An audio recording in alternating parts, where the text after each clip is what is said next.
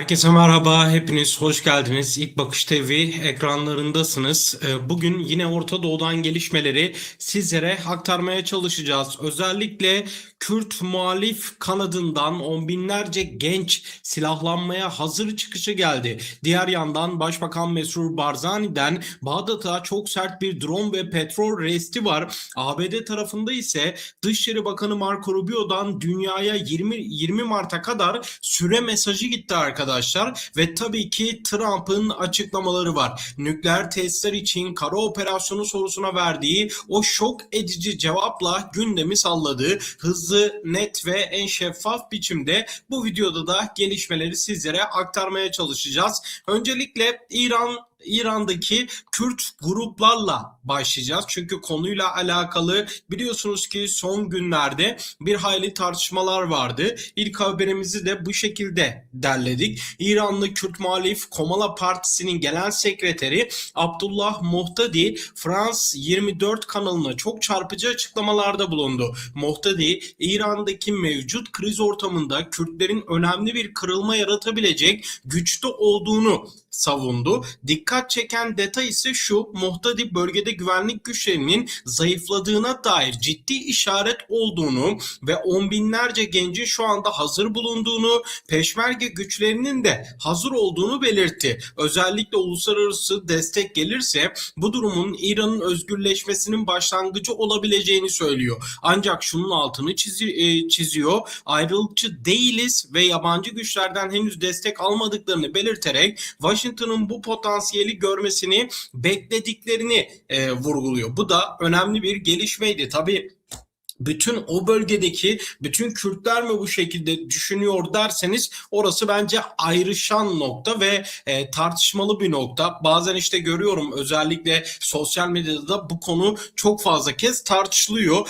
Tabii bu savaş ABD'nin savaşı iken Avrupa Birliği hiçbir şekilde bu savaşın içine müdahil olmak istemiyor ki Trump yapmış olduğu çağrılarla, açıklamalarla Avrupa Birliği'ni bir şekilde bu savaşın bir tarafı haline getirmeye çalışsa da Avrupa Birliği hiç o tarafta bile bulunmuyor. Dolayısıyla bu konunun enine boyuna tartışılması gereken bir konu olduğunu açıkçası düşünüyorum. Diğer bir yandan tabii bölgede gerilim sürerken bölge ülkeleri bundan net olarak özellikle etkileniyor. Çünkü füzeler, işte Körfez ülkelerine düşen füzeler ve aynı şekilde Erbil'de yaşananlar, yani bu durumdan en büyük muzdarip olan Erbil cephesi konuyla alakalı Barzani'den bir açıklama daha geldi çünkü. Bugün Erbil'de çok kritik denetlemelerde bulunduklarını ifade ediyorlar ve Bağdat'ta adeta muhtıra niteliğinde bir çağrı yaptı Barzani.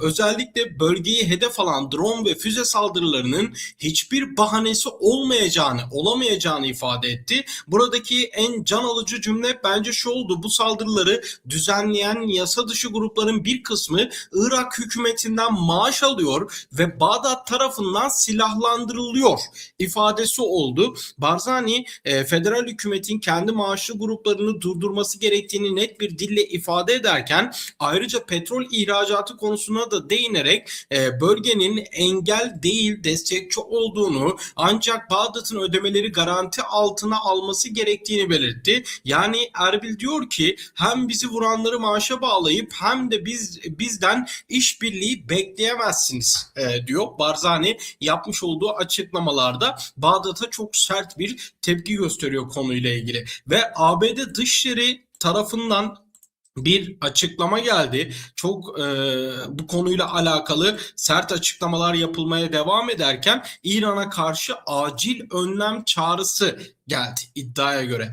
Dünya siyaseti ise ABD Dışişleri Bakanı Marco Rubio'nun sızdırılan mektubunu konuşuyor. İddiaya göre Rubio tüm diplomatlara çok gizli ve acil bir talimat göndererek 20 Mart'a kadar bulunduğunuz ülkelerin hükümetlerini İran'a karşı acil önlem almaya ikna edin. Rubio özellikle İran devrim muhafızlarının terör örgütü olarak tanınması için dünya çapında bir diplomatik kuşatma başlatmak istiyor. 28 Şubat'taki Saldırılardan sonra savaş halinin devam ettiğini hatırlatan ABD yönetimi Tahran'ın misilleme kapasitesini kolektif bir baskıyla sıfırlamayı hedefliyor. Bu talimat bölgedeki diplomatik trafiğin önümüzdeki günlerde ne kadar sertleşeceğinin aslında bir habercisi. Tabii bunu iddia olarak sizlere aktarıyoruz ama bir yandan da bir gerçeklik payı var. Yani haber tümüyle gerçektir demiyorum. Bu bir iddiadır ama gerçeklik payı şu şekilde var. Özellikle ABD kanadından Avrupa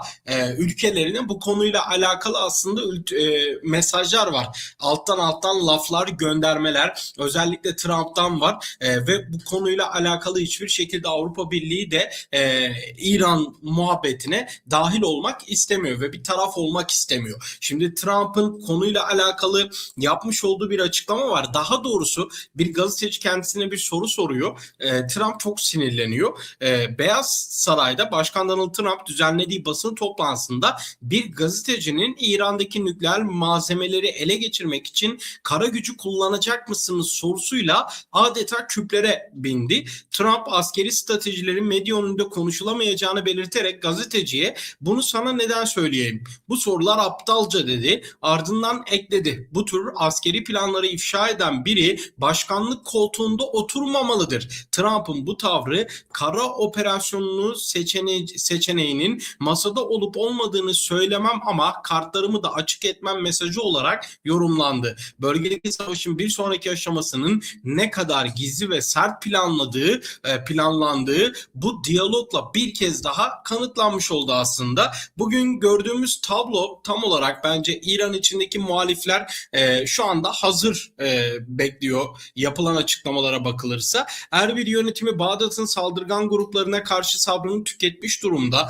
Özellikle işte İran'daki muhaliflerle ilgili Kürt gruplarıyla alakalı daha doğrusu Türkiye'nin de konuyla alakalı açıklamaları vardı. Son günlerde işte Hakan Fidan da konuyla ilgili yapmış olduğu açıklamalarda durumu yakından takip ediyoruz ifadelerini kullanmıştı. ABD hem diplomatik hem de askeri olarak İran'ı köşeye sıkıştırmaya çalışıyor. Sizce Mohtadi'nin bahsettiği işte peşmerge güçlerinin hazır olması İran'da dengeleri değiştirir mi? Ya da Trump gerçekten bir kara operasyonuna hazırlanıyor olabilir mi? Valla her şeyi geçtim. Sadece siz bu soruları yanıtlarken yorum kısmında şunu söylemek istiyorum.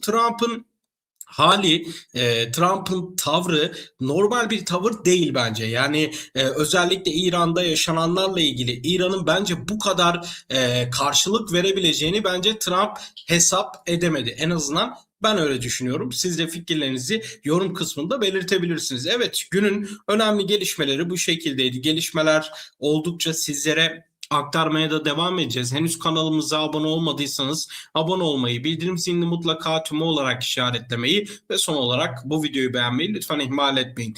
Bir sonraki videoda veya canlı yayında görüşmek dileğiyle. Hoşça kalın.